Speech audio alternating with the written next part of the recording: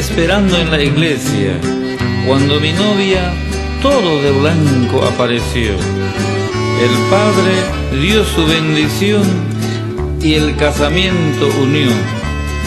Lo que más me duele en el pecho, de que de ella el marido no soy yo.